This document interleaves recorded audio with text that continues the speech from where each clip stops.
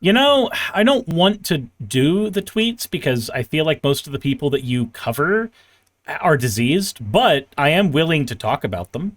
Let us doeth the tweeteths. Oh, god damn it. Against atheism tweets, if you believe good and evil exist, you cannot be an atheist. The claim about good and... Okay, so, no, this doesn't work because you didn't define what good and evil are, because my definition of good and evil are measurement devices about harm after the fact. Good and evil are not nouns, so they don't exist in the noun sense of this is a thing that exists. Yeah, they are adjectives. They're adjectives. They describe things. So like this, you may as well say you cannot, like, if you believe that purple and blue exist, you cannot be an atheist. Like, no, but well, purple and blue don't exist. They are concepts we use to describe spectrum phenomena. It doesn't mean anything. Yeah. None of these people have none of these people should breathe. I'm sorry. I'm sorry. I don't want to live in a world where I am having to share oxygen with these people. Speaking of sharing, I feel tainted. I recently reread the Foundation trilogy by Asimov. Uh-huh. And I am distressed at how much I relate to, and I remember relating to this as a kid. There's one world he goes to where on the entire planet, they've got a population of 20,000 people, and they maintain it at that. And everybody gets a massive sprawling estate all to themselves with a mansion fully staffed by robots, and they never actually go see each other in person, except when they're married. They have like an appointed time to have sex, but other than that, they stay apart from each other, and they will only ever call each other holographically or whatever.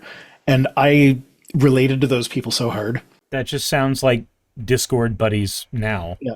And there's one scene where so the guy from Earth is going there. He's like, no, I'm not doing holograph calls. I need to go places and actually see people in person. And one of the people that he was talking to at one point, the guy just runs out of the room and then does a holographic call to him from the other room. It's like, yeah, sorry about that. I just realized that we were breathing the same air. And same thing is yeah, no, one of my fucking kids this morning was sitting on the couch beside me, imitating the dog, going, and I'm sitting there stop it. When you do that, I know it's just in my head, but I can feel the molecules from your mouth going up my nose, and I don't like it. So yeah, in a world where everyone is autistic. So yeah, I relate to the people that he was portraying. His portrayal was supposed to it's not all positive, but it was not all negative either. Mm-hmm. But you're still not really supposed to relate to them, and I did. They were also very eugenic. I didn't relate to that part. You don't relate to eugenics? Why? I do not, because that's not what survival of the fittest means. Oh, yeah, you're right. That's a good reason. That's a good reason not to relate to eugenics. I just found out today that the eugenics movement is why we have closed borders. I saw that part of your stream. It was very frustrating not to be able to chat on your stream because there were many things that I wanted to chime in on. I mean, you could always just DM me those whenever that happens if you ever get banned again. Good, but then your audience can't see the DMs and you can just decide not to read it. And you're like, nah, I need the people to adore me. You're right. We do have a little bit of narcissism as YouTubers. We have to. But no. Bodily fluids. Okay, well, you be into what you're into, but I don't really like bodily fluids. No kink shaming here. I will kink shame. I will kink shame and kink ask why. I'm pretty sure they were saying they're not into bodily fluids. Oh. At least I assume that. If you are into bodily fluids, I will still not kink shame you, but that is gross. See, I'm not into bodily fluids, but I know that bodily fluids are in me, and that's as far as I'm willing to go. I mean, I'm not into bodily fluids, but I would like to release some.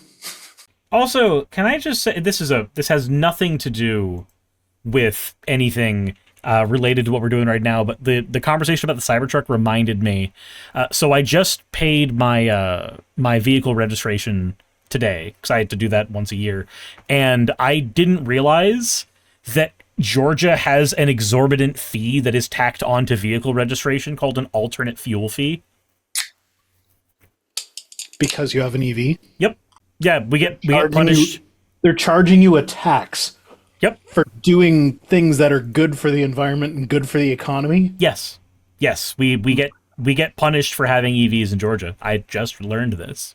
Fucking dumb. Because I am used to vehicle registration being a $20 get in, get out of the courthouse deal. So when I got a bill of $250, I was very confused. Because I've never had that happen. Do you remember when Jimmy Carter was like, hey, let's go all in on solar so that we can have energy independence and not worry about our oil coming through the Strait of Hormuz, which is in a very unstable region? You remember that? Do you remember when Jimmy Carter actually ended his presidency and then went out into the world and started building homes for humanity? I do. It's almost like he wasn't a piece of shit. I mean, to be fair, one of his plans for energy independence in the States was to deregulate the price of gasoline, which caused it to jump up, which that was part of why Reagan was able to sweep the floor with him. Mm-hmm. But, yeah, no, he was not a piece of shit. Nope. The way VR feels about breathing air with people is how I feel about bodily fluids. Well, that's your problem right there. You're not supposed to breathe them. You're supposed to swallow them. There's your real problem. You're not supposed to feel bodily fluids. If you try to breathe the cum, you're just going to choke. If you can feel the bodily fluids in your body, you're usually supposed to call a doctor. Like you don't have nerve endings in your veins. You shouldn't feel you shouldn't feel that. Well, I called the doctor, but the doctor just said no more monkeys jumping on the bed. I mean, I called the doctor and told him I was in love with you. Different kind of doctor, though. Rhino into Vor? No, absolutely not. Although, Blue Sky seems to think so. I've been getting a lot of posts that are Vor adjacent. Thankfully, I haven't gotten any of the more graphic stuff, because I am not into Vor, but I've just, like, occasionally, like, I'll be reading something and be like, what the fuck are they talking about? Oh, that's Vor stuff! It's Vor posting! Oh. It's always Vor posting. I don't get Vor. Again, not kink shaming, just kink asking why. Every person who's into Vor, I'm gonna go ahead and say right now, the part of the fantasy where you have to get out of the body is the one I understand the least. I can't even process this. That's what happens to them in the body. Yes, that's what digestion is. No. Hey, you made it to the end. I want to give an extra thanks to the patrons who allow me to do this full time. I want to thank Aaron Rail, Astral, Britzkrieg, Jemshin, Poundini, Red Joker, Victoria, Jonas, Craig, Tarika, Fireshard, Smiling GM, John, Dren Hadamada, Creeper, Sagitta, I'm not saying that last part, Sylvie Snow, Valis of Seraph, Ottoman Angel, Rooster Rachel, and Fire Panda, who are all my $20 and up patrons.